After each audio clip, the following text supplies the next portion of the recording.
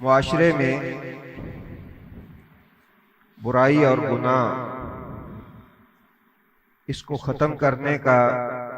ایک ہی طریقہ ہے، اور وہ یہ ہے کہ انسان کا دل پاک صاف ہو۔ اسلام نے جو ظاہری گناہ ہے ان کو ختم کرنے کے لیے سزائیں اور قانون نافذ کیے ہیں، لیکن دل کے گناہ یہ سزا اور قانون کے ساتھ ختم نہیں ہوتے۔ ان کو ختم کرنے کے لیے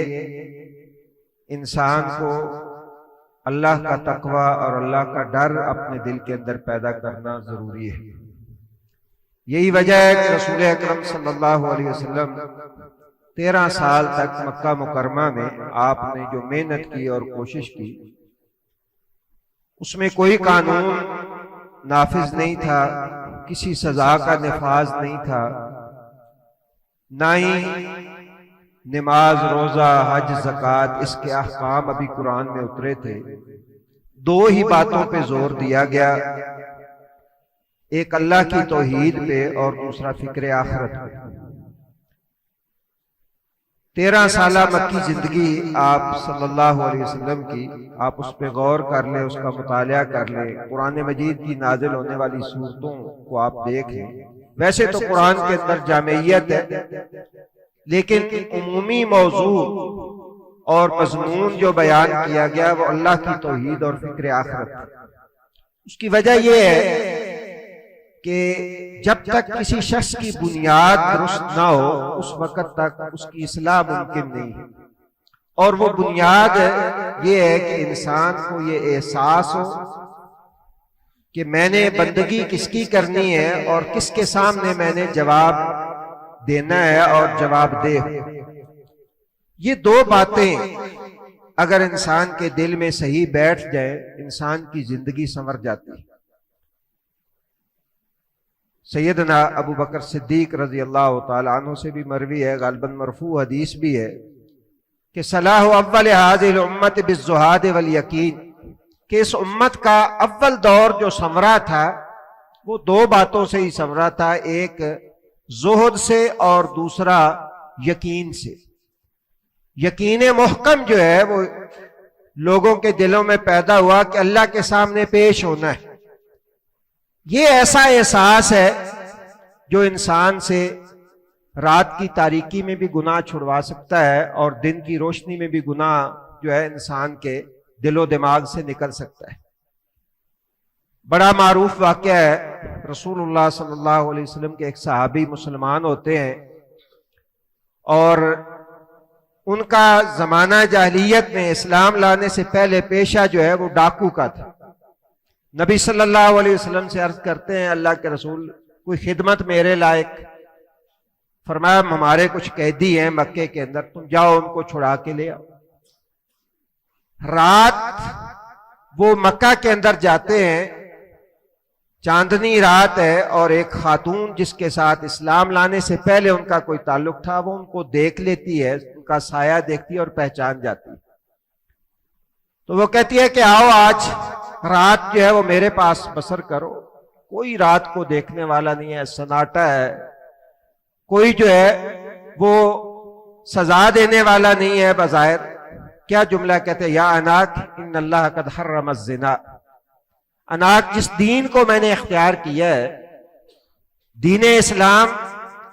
جس کا میں ماننے والا ہوں، اس کے مالک نے زنا کو حرام قرار دیا ہے، اس لیے یہ نہیں ہو سکتا کہ میں جو ہے وہ اس طرف ہوں۔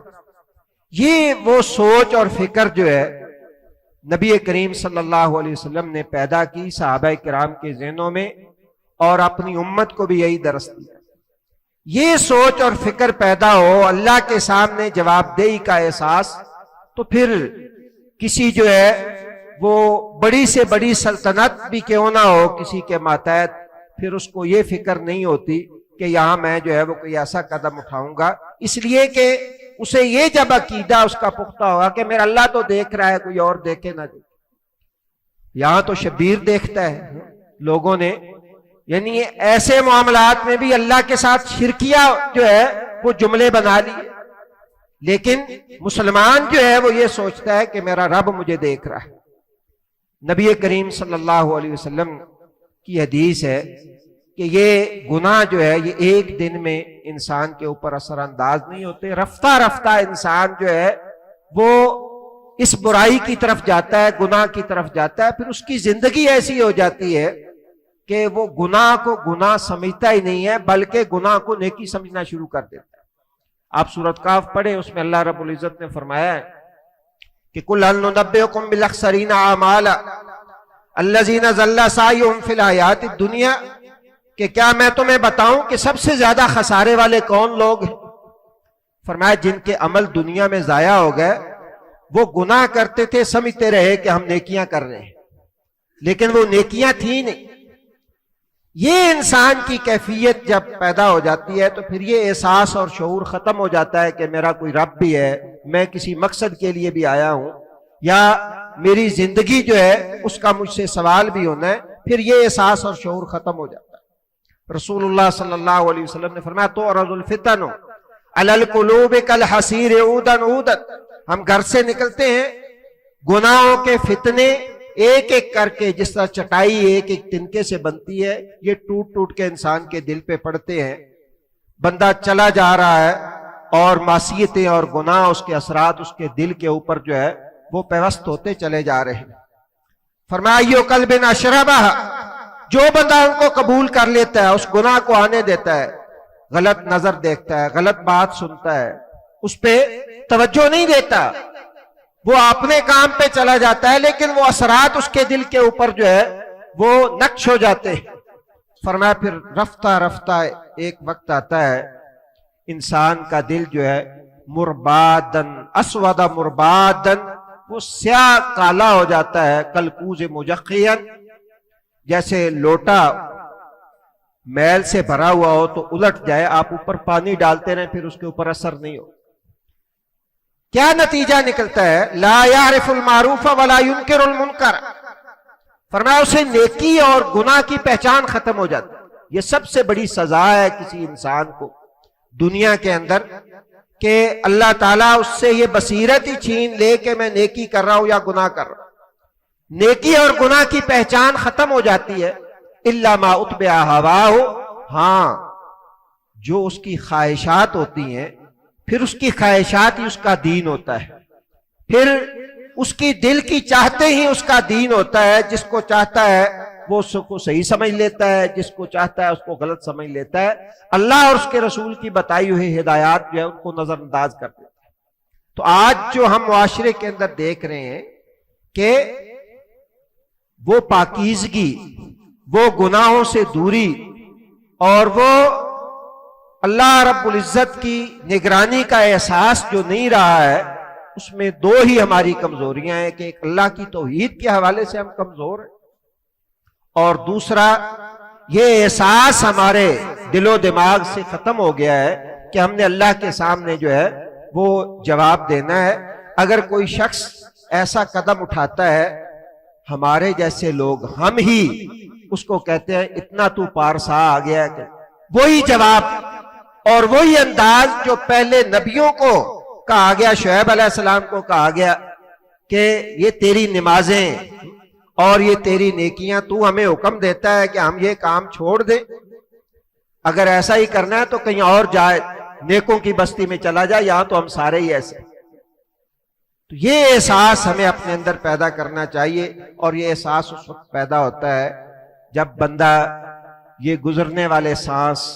اور یہ زندگی اس کو سمجھے کہ یہ ختم ہونی ہے، اور یہ ایسی حقیقت ہے کہ آنکھیں ہم بند کر لیتے ہیں، لیکن کبوتر آنکھیں بند کر لے تو بلی جو ہے اس نے آنکھیں بند نہیں کی ہوتی۔ موت نے